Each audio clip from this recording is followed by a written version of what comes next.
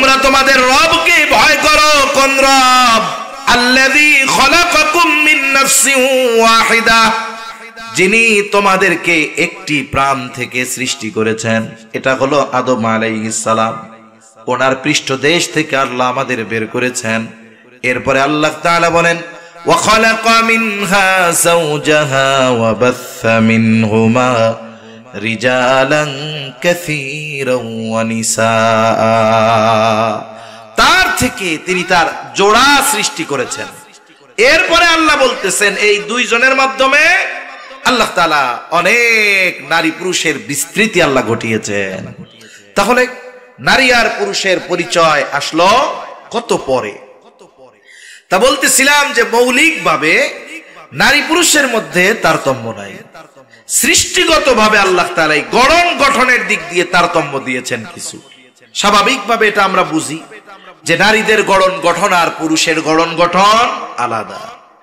শরীয়তের হুকুমগত দিক দিয়ে মৌলিকভাবে তারতম্য নাই, তবে একটা দুইটা বিষয় যা আছে এগুলো স্বাভাবিক। তবে ইসলাম বিদ্বেষীরা এই বিষয়টাও মেনে নিতে পারে না। এই জন্য দেখেন না, এরা গোটা দুনিয়াব্যাপী এই আইন চালু করার পক্ষে কথা বলে, জনমত গঠন করে যে পুরুষ চাইলে নারী হইতে পারবে, নারী চাই ইচ্ছা করলে সার্জারি করে পুরুষ হইতে পারবে। নাউজুবিল্লাহ বলেন। যতই নিজের মধ্যে অস্ত্রোপচার আর অপারেশন করে নিজের পরিবর্তন দেখাক না কেন, সৃষ্টিগতভাবে সে যেটা কিয়ামত পর্যন্ত তার পরিচয় ওইটাই হবে, ঠিক কিনা? যেমন শরীয়তে হুকুমগত দিক দিয়ে পার্থক্য কি ধরতে পারেন? যেমন 5 ওয়াক্ত নামাজ, এটা সবার জন্য। তবে একটা নারী মেয়ে যখন প্রাপ্তবয়স্কা হয়, ওই সময় থেকে নিয়ে 50-55 বছর পর্যন্ত তার যদি সুস্থতা থাকে, এই সময়গুলোতে প্রতি মাসে সে কিছু সময় অসুস্থ থাকে, গর্ভকালীন সময়টা আবার থাকে না। এই যে 3 থেকে 10 দিন যে তার অসুস্থতা, এই সময় আল্লাহ তাআলা তার জন্য নামাজ মাফ করে দিছে। কিন্তু একটা পুরুষ যদি অসুস্থ থাকে, এটা তার কাজা আদায় করতে হবে। পড়তে পারে না অসুস্থতার কারণে, তাকে কাজা আদায় করতে হবে। নারীর জন্য এই সুযোগটা আল্লাহ দিছে। আরেকটা বিষয় যেটা নিয়ে ইসলাম বিদ্বেষীরা সবচাইতে বড় আঘাত আনে, আমাদের দেশেও সম্প্রতি সময়ে ভালো কাজ হইতেছে, অন্যান্য যাই ভালো দেখেন, কিন্তু পশ্চিমারা ওই যে একটা সময় সম অধিকারের কথা বলে গোটা বাংলাদেশের মধ্যে একটা সময় উলামায়ে কেরামের তত্ত্বাবধানে যে আন্দোলন হয়েছিল, তলে তলে নারী অধিকারের নাম দিয়ে আবারও এই সমাজে ইসলাম বিদ্বেষী কিছু কাজ প্রতিষ্ঠা করার এজেন্ডাও কিন্তু তারা চালিয়ে যাচ্ছে। পশ্চিমারা যদিও নারী প্রেসিডেন্ট পছন্দ করে না, কিন্তু অন্যান্য দেশে নারীরা প্রেসিডেন্ট হোক এটা খুব ভালো চায়। আমেরিকার ইতিহাসে আজ পর্যন্ত কেউ হইতে পারছে? নারী হইতে পারে নাই, কিন্তু ওরা চায় গোটা পৃথিবীর সব নারী প্রেসিডেন্ট প্রধানমন্ত্রী হয়ে যাক। কেন? কারণ হলো খেক শিয়াল কখনো চায় না যে মুরগি খোয়াড়ের মধ্যে থাক, খোপের মধ্যে থাক, বরং ওয়াজ করে বুঝায় যে তোরা স্বাধীন না, মোরগ যেমন গাছের উপরে থাকে, মুরগি তুইও থাকবি, অসুবিধা কোথায়? তা সম্মানিত উপস্থিতি, ইসলাম বিদ্বেষীরা ইসলামের ব্যাপারে যেই বিষয়গুলো নিয়ে বিষোদগার করে, এর মধ্যে একটা তারা বলে ইসলাম নারীদেরকে ঠকাইছে। কেন? বলে পিতার বা ওয়ারিসি সম্পদ বন্টনের ক্ষেত্রে পুরুষরে 2 গুণ দিছে, নারীরে তার অর্ধেক দিছে। নাউজুবিল্লাহ বলেন। আরে যুক্তি কি বলে? যুক্তির দিকে যদি শরীয়ত যদি যুক্তির উপরে নির্ভরশীল হইতো, পরিপূর্ণ যুক্তির উপরে যদি নির্ভরশীল হইতো, তাইলে যুক্তি বলে নারী কিছু পায় না। যুক্তি কি বলে? নারী কিছু পায় না। ইসলাম তো দিছে তারে পুরুষের অর্ধেক, কিন্তু যুক্তি বলে যে নারী কিছু পায় না। এখন বলবেন কেন? আচ্ছা বলেন তো, একটা নারীর গোটা হায়াতে একটা খাত দেখায় দেন যেই জায়গায় খরচ করা নারীর জন্য ইসলাম বাধ্যতামূলক করেছে। আসেনি এরকম কোন জায়গা যে জায়গায় ইসলাম বলছে নারী এখানে তোমাকে খরচ করতেই হবে, এটা তোমার জন্য খরচ করা ফরজ? একটাও দেখাইতে পারবেন? তাহলে গোটা হায়াতে তার কোনো খরচ নেই, তার কোনো আউটপুট নাই, সব ইনপুট, সব তার আসে। যাওয়ার কোনো রাস্তা তার নাই, ইসলাম তারে বাধ্য করে নাই। বরং যারা বলে ইসলাম নারীদেরকে ঠকাইছে, এই মানুষগুলো ইসলাম পূর্ববর্তীকালীন সময়ে নারীর অবস্থার কথা জানে না। যদি ওই সময় নারীর অবস্থার কথা জানতো, ইসলাম পূর্বকালীন সময়, তাহলে এই কথা বলার দুঃসাহস তারা করতো না। আমরা মাঝে মধ্যে বয়ানে শুনি না, জাহেলিয়াতের সময় নারীদেরকে জিন্দা দাফন করে ফেলা হতো। একটা পিতার যদি কন্যা সন্তান হতো, ওই কন্যা সন্তান ভূমিষ্ঠ হবার খবর যদি কোনো পিতাকে দেওয়া হতো, তার চেহারাটা মলিন হয়ে যাইত, অন্তরের দিক দিয়া নিজেরে সে খাটো মনে করা শুরু করত, মানুষের সামনে সমাজে সে চেহারা ঢাইকা ঢাইকা চলতো, সে মানুষেরা বলবে দেখ ওই যে মাইয়ার বাপ যায়। আবার যতক্ষণ না ওই কন্যা সন্তানকে সে দাফন করতে পারতো, জীবিত মাটিতে পুঁতে ফেলতে পারতো, ততক্ষণ তার শান্তি আসতো না। আল্লাহ তাআলা কোরআনুল কারীমের মধ্যে বলেন, ওয়া ইযা বুশশিরা আহাদুহুম বিল উনসা যাল্লা ওয়াজহুহু মুসওয়াদ্দান ওয়া হুয়া কাযীম। চেহারাটা কালা হয়ে যাইতো, এই সংবাদে খুশি হইতো না। এইখানে আল্লাহ তাআলা কন্যা সন্তান হওয়ারে সুসংবাদ বলে অভিহিত করছেন। ওয়া ইযা বুশশিরা আহাদুহুম, আল্লাহ তাআলা এখানে কন্যা সন্তান হওয়াকে সুসংবাদ বলে অভিহিত করেছেন। কিন্তু জাহেলিয়াতের সময় এই সুসংবাদটা তাদের কাছে লজ্জার হীনমন্যতার কারণ হতো, এজন্য বাঁচতে দিত না। আর পিতার সম্পদে কন্যার অংশ, এটা তো কল্পনা করারই সুযোগ ছিল না।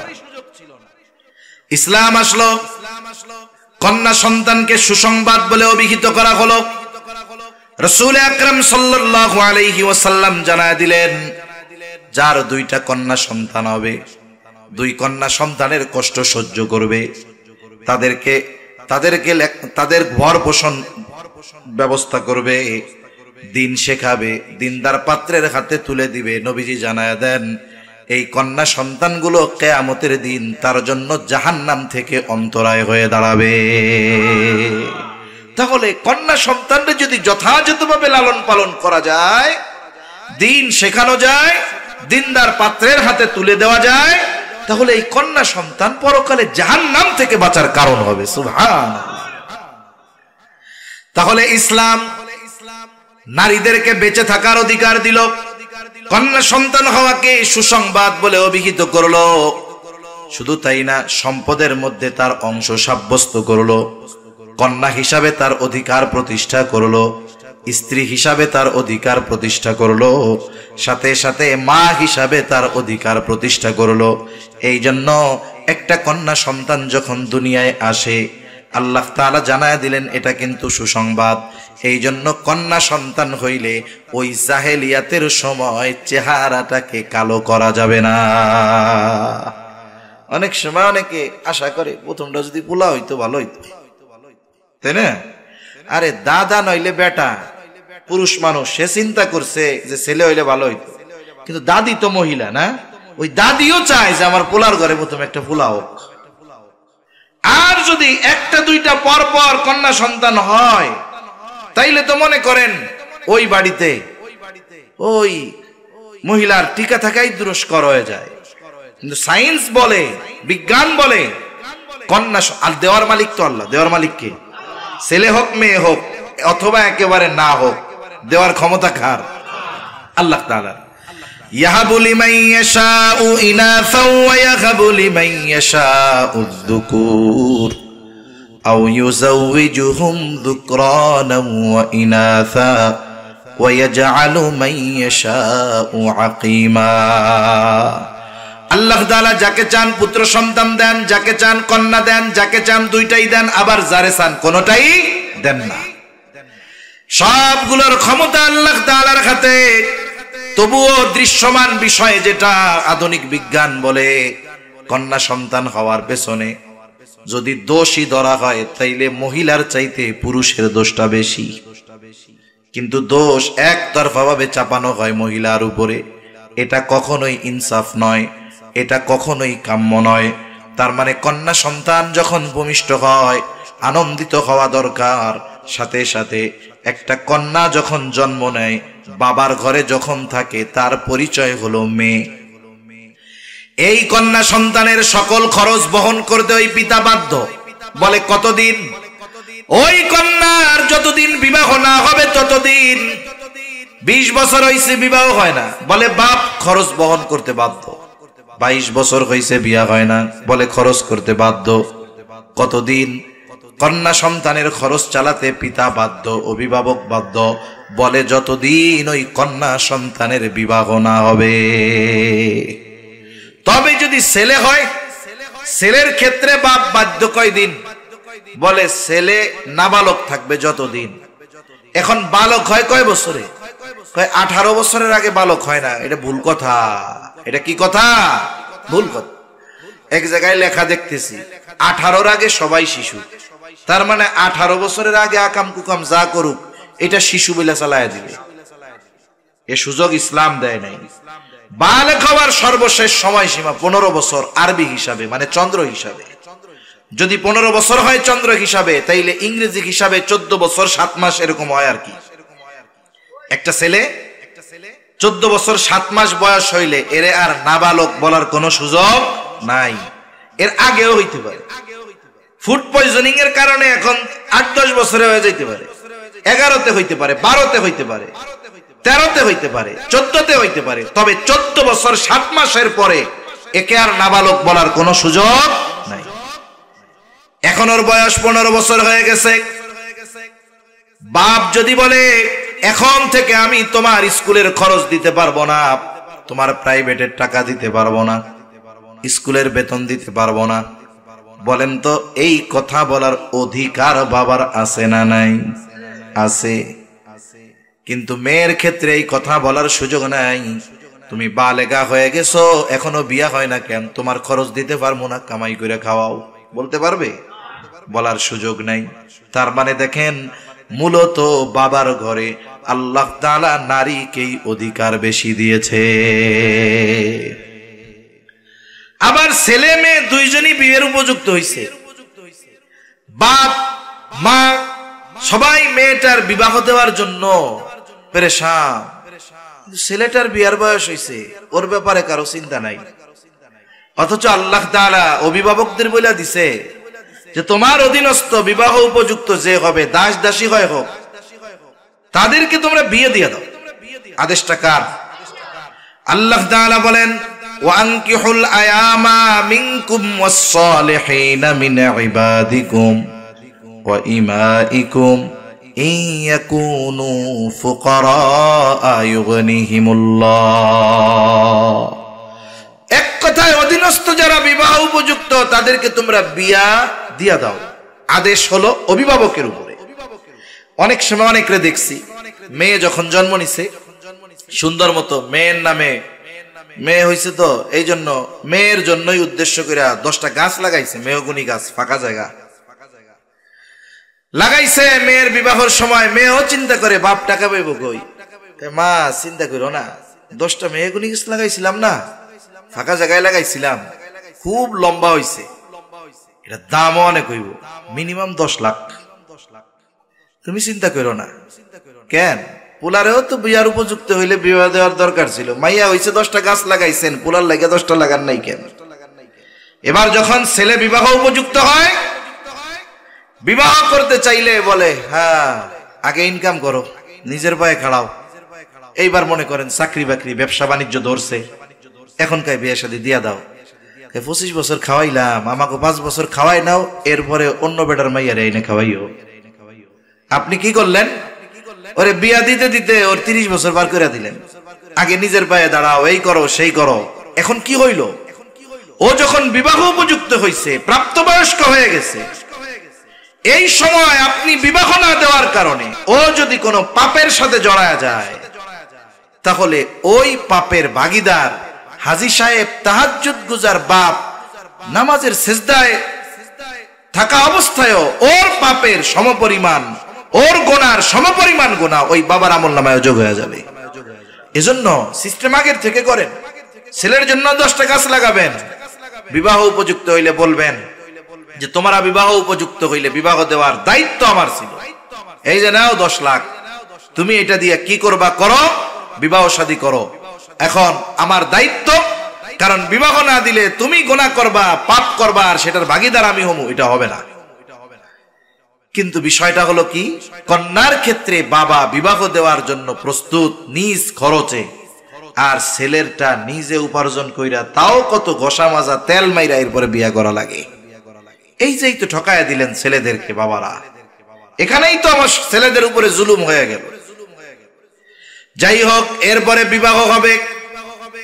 যেই ছেলেটা পছন্দ হয়, বলে ছেলে শুধু পছন্দ হলে হবে না, বিবাহ করার সময় তাকে মোহর দেওয়া লাগবে, ওই মেয়েকে মোহরানা দিয়ে বিয়ে করা লাগবে। এরপরে শুধু মোহরানা দিলে হবে না, বরং ওই মেয়েটার মৌলিক যত চাহিদা আছে সবগুলো পূরণ করার জিম্মাদারি তার নিতে হবে। ছেলে যদি কয় বিয়ে করতে রাজি, মোহরানাও দিতে পারবো না, খাদ্য বস্ত্র চিকিৎসা বাসস্থান কিছু দিতে পারবো না, সব শ্বশুর আপনি দিবেন। এইবার ওরে বাঁশ একটা নিয়ে পিটায় কবে তোমারে বিয়ে করতে আইছে, বিয়ে করতে কইছে কেটা বাঘ, ঠিক কিনা কন? তার মানে বাবার ঘরে যতদিন খরচ চালাইলো বাবা, স্বামীর ঘরে গেল, এবার স্বামী তার খরচ চালাতে বাধ্য। এরপরে আল্লাহ সন্তান সন্ততি দিছে, স্বামী মারা গেছে, আল্লাহ তাআলা স্পেশাল ভাবে আয়াত নাজিল করে সন্তানদেরকে মায়ের সাথে সদাচরণ করা, তাকে সর্বোচ্চ সন্তুষ্ট করার নির্দেশ আল্লাহ তাআলা দিয়ে দিছে। তাহলে একটা নারীর গোটা হায়াতে মৌলিকভাবে কোনো খরচ আছে নাই, এরপরেও ইসলাম তাকে দিছে কতটুক, বলে পুরুষের অর্ধেক দিছে, কিন্তু তার খরচ নাই। কিন্তু একটা পুরুষের গোটা হায়াতে খরচের কোনো শেষ নাই। এই বিষয়টা নিয়ে ইসলাম বিদ্বেষীরা লাফায়, বলে ইসলাম নারীদের ঠকাইছে, নাউজুবিল্লাহ। কিন্তু একটু খেয়াল করলে বোঝা যায় বাস্তবে ইসলাম নারীদের ঠকায় নাই, বরং তাদের আরো জিতায় দিছে, ঠিক কিনা বলেন? কিন্তু ইবাদতের প্রতিদান দেওয়ার ক্ষেত্রে আল্লাহ তাআলা এই ধরনের কোনো তারতম্য রাখেন নাই। আল্লাহ তাআলা বলেন, মান আমিলা সালিহাম মিন যাকারিন আও উনসা ওয়া হুয়া মুমিন, মান আমিলা সালিহাম মিন যাকারিন আও উনসা, যে নারী অথবা পুরুষ আমলে সালেহ করে, ওয়া হুয়া মুমিন, আর সে মুমিন। তার মানে মুমিন নারী অথবা পুরুষ যদি আমলে সালেহ করে, ঈমান আছে, আমলে সালেহ করে, আল্লাহ তাআলা ওই ইমানদার সৎকর্ম করনেওয়ালা ওয়ালি নারী আর পুরুষের জন্য দুই ধরনের পুরস্কারের ঘোষণা দিয়েছে। কয় ধরনের? দুই ধরনের। তাহলে এক নম্বর শর্ত তো ঈমান, সাথে সাথে আমলে সালেহের কথা আল্লাহ তাআলা বলছেন। আমি ঈমান সম্পৃক্ত কথা না, আমল সম্পৃক্ত কিছু কথা বলি। এখন আমলে সালেহ কেমনে হবে? ওই আমলটাই মূলত আমলে সালেহ, যেই আমল আল্লাহর কাছে কবুল হওয়ার যোগ্যতা রাখে। একটা হলো পেশ করার যোগ্যতা, আর একটা হলো কবুল হওয়ার যোগ্যতা। পরীক্ষার খাতা সবারটাই জমা নেওয়া হবে, কিন্তু সবাই পাশ করবে না। পাশ করবে কে? বলে যে পাশ করার মতো মার্কের অ্যানসার যে দিয়েছে সে পাশ করবে, ঠিক কিনা বলেন? তাহলে এক নাম্বার শর্ত তো ঈমান আছে। এর পরবর্তীতে কোন আমলগুলা করলে, কোন শর্তগুলা মানলে আমার আপনার আমল আল্লাহর কাছে কবুল হয়ে যাবে? বুজুর্গানে দিন গুরুত্বপূর্ণ কয়েকটা শর্তের কথা বলেন। এক নাম্বার যেই শর্ত, যে কোনো আমল, এটা ছোট হোক চাই বড় হোক, ওই আমলটা দুনিয়ার মানুষকে দেখানোর জন্য নয়, দুনিয়ার মানুষের বাহবা পাওয়ার জন্য নয়, বরং ওই আমলটা একমাত্র যার সন্তুষ্টির জন্য করতে হবে তিনি কে? আমল যেটা হোক, কাজটা আল্লাহর খুশির জন্য করতে হবে। তাইলে এই আমল ছোট হলেও আল্লাহর কাছে কবুল হবে। আর আমল বড় কিন্তু আল্লাহর জন্য নয়, বলে এটা যত বড় হোক এটা দিয়ে আল্লাহর কাছ থেকে ছাড় পাওয়া যাবে না। প্রসিদ্ধ হাদিস আছে আবু হুরায়রা রাদিয়াল্লাহু তাআলা আনহু থেকে বর্ণিত, একজন যুদ্ধের ময়দানে, জিহাদের ময়দানে শহীদ হয়ে গেছে, রক্তাক্ত অবস্থায় আল্লাহর সামনে উঠবে। আল্লাহ তাআলা জিজ্ঞাসা করবে এই অবস্থা কেন? লোকটা বলবে কাফেরদের বিরুদ্ধে জিহাদ করে আমার জীবন দিয়ে দিয়েছি। আল্লাহ তাআলা জিজ্ঞাসা করবে বান্দা কেন জিহাদ করেছো? লোকটা বলবে আল্লাহ আপনার সন্তুষ্টির জন্য জিহাদ করেছি। আল্লাহ তাআলা বান্দার অন্তরের খবর জানে।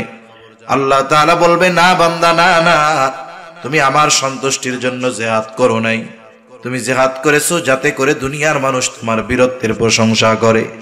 যে উদ্দেশ্যে জিহাদ করেছো দুনিয়ায় তুমি তা পেয়ে গেছো। আজকে আমি আল্লাহর তরফ থেকে তোমার জন্য কিছু নাই, তুমি চলে যাও, তোমার ঠিকানা হলো জাহান্নাম। ওই রকম দানশীল, দান কইরাও জাহান্নামে যাওয়া লাগবে। কেন? বলে আল্লাহর জন্য করে নাই। ইলম অর্জন করে জাহান্নামে যাওয়া লাগবে। কেন? বলে আল্লাহর জন্য করে নাই। এই জন্য যে কোনো আমল আল্লাহ তাআলার কাছে কবুল হওয়ার অন্যতম শর্ত হলো ইবাদতটা একমাত্র আল্লাহর জন্য হতে হবে, খালেস ভাবে আল্লাহর জন্য করতে হবে।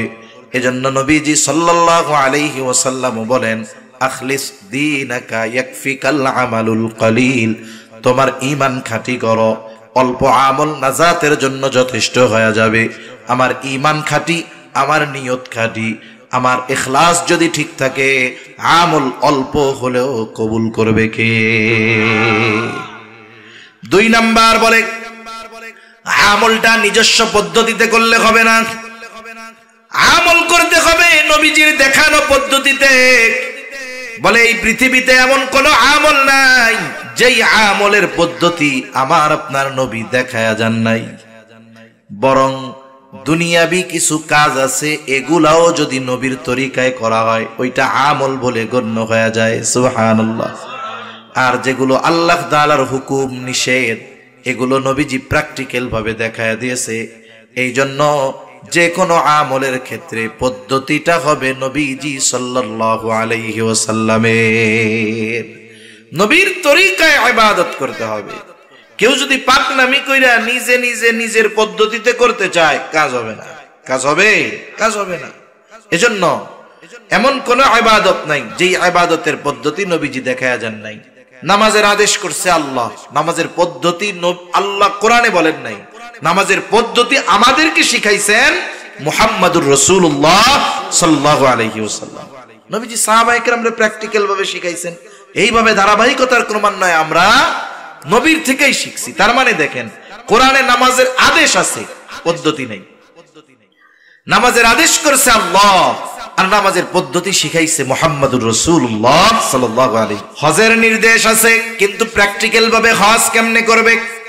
নবীজি বলেন, খুযু আন্নী মানাসিকাকুম, কিভাবে হজের আনুষ্ঠানিকতা করতে হবে, কিভাবে হজ করতে হবে আমার থেকে শিখে নাও। তার মানে এমন কোন আমল নাই যেটার পদ্ধতি নবীজি শিখায়া দেন নাই। বরং দুনিয়াবি কর্মগুলাও যদি নবীর তরিকায় করা হয়, ওই দুনিয়াবি কাজগুলাও ইবাদত বলে গণ্য হয়ে যায়। এই বাথরুমে যাওয়া, কেউ যদি দৈনিক 6 বার বাথরুমে যায়, আর কেউ যদি 6 মাসে একবারও না যায়, কিয়ামতে কি আল্লাহ জিজ্ঞেস করবে, যাই এত কষ্ট করে সুন্দর করে বাথরুম বানাইলি, 6 মাসে একবারও পায়খানা করলি না কেন? জিজ্ঞাসা করবে নাকি? অথচ দেখুন, বাথরুমে যাওয়ার কিছু সুন্নাত আছে। প্রথম মাথাটা ঢাকতে হবে, টুপি দিয়া হোক, গামছা দিয়া হোক, কাপড় দিয়া হোক, ঢাকতে হবে। মোটা মোটা সুন্নাত গুলাই কই। এরপরে বাথরুমে ঢোকার আগে দোয়া পড়তে হবে। অনেকে জানে না, পায়খানার মধ্যে ঢুকে দরজা লাগায় আর দোয়া পড়ে, এ কাম করা যাবে না। আগে দোয়া পড়তে হবে। এরপরে ঢুকবে কেমনে? বাম পা দিয়া। এরপরে জরুরত ছাড়বে, ঢিলা কুলুক টিস্যু যেটা হোক ব্যবহার করবে, পানি দিয়ে পরিচ্ছন্ন হবে। এরপরে বের হবে ডান পা দিয়ে। এখন তো যার ঘরের মধ্যে যত পায়খানা, বলে সে তত আধুনিক মানুষ, ঠিক কিনা বলেন?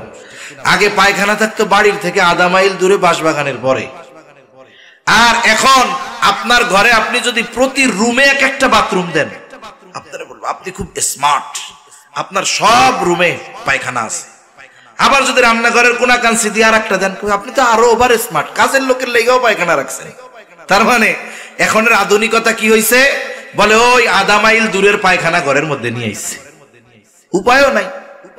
এখন বাথরুমের মধ্যে যদি ওযুর ব্যবস্থা থাকে, আবার এই বিষয়টা আমরা খেয়াল রাখবো। অনেকে বাথরুমের মধ্যে ওযু করতে গিয়ে দোয়া পড়ে। উলামায়ে কেরাম জানায়া দিচ্ছেন, এক্ষেত্রে বাথরুমটা ওযুর জায়গা থেকে একটু উঁচা করে বানাইতে হবে। দুইটার মধ্যে কি হবে? একটু উঁচা নিচা থাকবে। অনেকের আছে সমান, বাথরুম পুরাটাই সমান, কমোট বসানো সমান, প্যান বসানো সমান, একটু উঁচা নাই, একটু উঁচু নিচু করে দিবেন। বাথরুমের জায়গাটা উঁচু করে দিলেন, অজুর জায়গাটা একটু নিচু করে দিলেন, কয়েক ইঞ্চি নিচু করে দিলে ওইখানে দোয়া পড়লে অসুবিধা নাই। তাহলে দুইটার মধ্যে একটা সেপারেট পার্থক্য হলো। কিন্তু উচিত যদি এইভাবে করা সম্ভব যে অজুর জায়গা আলাদা, দেয়াল দিয়ে বাথরুম করার জায়গা আলাদা, তাহলে তো দুইটা রুমই আলাদা হয়ে গেল, আর সমস্যা থাকলো না। এই যে বাথরুম থেকে বাইর হইলো, ভিতরে যদি অজুর ব্যবস্থা থাকে অজু করলো, ডাইন পা দিয়ে বাইর হইলো, দোয়া পড়লো। এই জায়গায় কতগুলো সুন্নাহর উপরে আমল হয়ে গেল। আবার এই বাথরুম কেন করছে? বলে ফজরের সময় উঠছে, আজান দিছে, এখন চিন্তা করতেছে যে বাথরুমটা যদি একটু কইরাই যাই তাইলে নামাজটা ইতমিনানের সাথে পড়া যাবে। নাইলে যদি বাথরুমে নামাজের মধ্যে চাপ দেয়, নামাজের মধ্যে যদি বাথরুম চাপ দেয়, তাইলে ইমাম সাহেব যদি সূরা কাউসারও পড়ে এটা সূরা বাকারার মতো লম্বা মনে হবে, কারণ তখন তার তো চাপ অন্য। এই চাপ যেন ওই সময় না আসে, এই জন্য এখনই বাথরুমটা করি। তার নিয়তটা কি করছে, কোন নিয়তে, আর পদ্ধতিটা করছে কি? বলে এই যে কাজটা সারলো, এটাও তার আমল নামায় ইবাদত বলে যোগ হয়ে গেল। সুবহানাল্লাহ। হাঁটার সময় ডান দিক দিয়ে হাঁটতেছে, নিচের দিকে তাকায় হাঁটতেছে, সমান জায়গায় পড়ে লা ইলাহা ইল্লাল্লাহ। আমার নবী ডান দিক দিয়ে হাঁটছে, রাস্তা নিচের দিকে তাকায় হাঁটছে, আমিও এই জন্য চলতেছি, হাঁটতেছি। হাঁটা তো লাগেই, খালি নিয়ত এইটা যে নবীর তরিকায় হাঁটতেছি, নবী ডান পাশ দিয়ে হাঁটতে বলছে, বলে ওটাও ইবাদত। সুবহানাল্লাহ বলেন। রাত্রে বিছানা ঝাড়ু দিয়ে আমরা ঘুমাই, বাতি নিভাইয়া ঘুমাই, ঘুমাই না? হাদিসের মধ্যে আসছে, নবীজি বলছে রাতে ঘুমানোর সময় বাতি বন্ধ করে ঘুমাইবা। এখন তো কারেন্টের বাতি, ওই সময় তো তেলের বাতি ছিল। ক্ষতি কি হইতে পারতো? বলে যদি তেলের বাতিটা পড়া যায়, তেল ছড়ায়া যাবে, ইঁদুর টিদুর এসে যদি ফালায়া দেয়, এতে কি হবে? এক নাম্বার তো অপচয় হবে, দুই নাম্বার যদি কোনো জায়গায় আগুন লেগে যায়, ঘরটার পুড়ে ছাই হয়ে যাবে। অনেক জায়গায় মশার কয়েল থেকে আগুন লেগে সব শেষ হয়ে যায়। এখন মনে করেন ঘরে আগুন লাগার সম্ভাবনা নাই, কিন্তু লাইটটা জ্বলতেছে, এটা তো অপচয়। সুইচটা তো বন্ধ শোয়ার আগে করবই, শুধু নিয়তটা করব যে নবীজি বলছে বাতি বন্ধ করে ঘুমাইবা, বিসমিল্লাহ দিলাম বন্ধ করে, এই লাইট নিভাইলাম, বলে এটাও আমার ইবাদত হয়ে গেল। সুবহানাল্লাহ। বিছানা তো ঝাড়ু দিয়েই ঘুমাই। বিছানা ঝাড়ু দেওয়ার গুরুত্ব কত দিয়েছে নবীজি সাল্লাল্লাহু আলাইহি ওয়াসাল্লাম। বলে কমপক্ষে কিছু নাই, লুঙ্গি দিয়া হইলেও বিছানাটা ঝাড়ু দিবা। এর মানে যে ঝাড়ু টাড়ু সব আছে, লুঙ্গি দিয়া দিবেন এমন না, মানে গুরুত্ব বোঝানোর জন্য বলছে। ঝাড়ু দেওয়ার কিছু নাই, লুঙ্গি দিয়া হইলেও ঝাড়া দিয়া এরপরে ঘুমাও। পোকামাকড় থাকতে পারে, বিষাক্ত কিছু থাকতে পারে।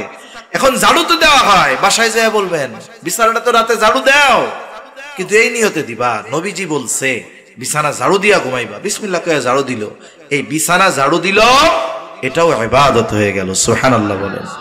এজন্য সুন্নাত হলো এমন এক জিনিস, এটা যার সাথে লাগানো হয় ওইটারই দাম বেড়ে যায়। 3 নাম্বার বলে ইবাদত কবুলের জন্য অন্যতম শর্ত, যেই ইবাদত করবে সেই ইবাদতের মাসলা মাসাইল গুলো জানা দরকার। এজন্য নবীজি সাল্লাল্লাহু আলাইহি ওয়াসাল্লাম বলেন, তলাবুল ইলমি ফরিদাতুন আলা কুল্লি মুসলিম। দ্বীনি ইলম শিক্ষা করা প্রত্যেক মুসলমান নর নারীর উপরে ফরজ। জওয়ানের উপরে যেমন ফরজ, বুড়ার উপরেও ফরজ যদি না শিখা থাকে। এখন কথা হইল শিখবেন কোথায়? ছোটদেরকে তো দিয়া দিলেন এই নুরানি মাদ্রাসায়, কারণ ক্লাস 3-4 পর্যন্ত নুরানি যেই ছেলেটা পড়ে, জরুরতে দিন, ওর যতটুকু দিন শেখা জরুরি, দরকার, ফরজ, ওই নুরানির বাচ্চা তো শিখা গেছে। অনেক মুরব্বী আছে যতটুকু দিন শেখা ফরজ এখনো শিখতে পারে নাই। আপনি শিখবেন কেমনে? পদ্ধতি আছে। এক সময় খানকায় গিয়া শিখা যাইতো, হক্কানি পীর মাশায়েখের কাছে গিয়া, কিন্তু এখন অনেক সময় দেখা যায় অনেক আহলে হক পীর সাহেবরা আছেন, ওনার মুরিদের সংখ্যা এত বেশি, ওনার কাছে মাসলা শুনবেন কি, গোটা হায়াতে 2-4 বার মুসাফাও করা যায় না, হয় না? ভিড়ের কারণে এরকম, ওইখানে শিখতে পারলেন না। এখন কি করবেন? আপনার মসজিদ আছে, আপনি আমি যদি আপনার ইমাম রে বলি, ভাই ইমাম সাহেব হুজুর দ্বীনি ইলম যতটুকু শেখা দরকার আমরা তো জানি না, আমরা তো কাজকর্ম করে খাওয়া লোক, পরিশ্রমী লোক, মাদ্রাসায় ভর্তি হওয়া সম্ভব না, আবার যে 3 চিল্লায় চলে যাবো এটাও সম্ভব নয়। আপনি এক কাম করেন, এশার নামাজের পর আমাদের আধা ঘন্টা সময় দিয়ে একটু সূরা কেরাত সহ যেগুলো দরকার আস্তে আস্তে একটু শেখায়া দেন। আচ্ছা বলেন তো, কোন মসজিদের ইমাম সাহেব কি এই কথা বলবে নাকি যে না না না আমার ব্যস্ততা বেশি, আমি সূরা টুরা শিখাইতে পারবো না? বলবে? বরং যদি মুসল্লি আগ্রহী হয়, ইমাম দ্বিগুণ আগ্রহের সাথে তাদেরকে শেখানোর চেষ্টা করবে। কিন্তু শিখতে চায় না কেন? কারণ চিন্তা করে আমার পোলা 3টা থাকে হলো ইটালি, আমি হলাম মসজিদের সেক্রেটারি, আমি যে দোয়ায় কুনুত পারি না, এটা হুজুর জানলে আমার ইজ্জত থাকবো?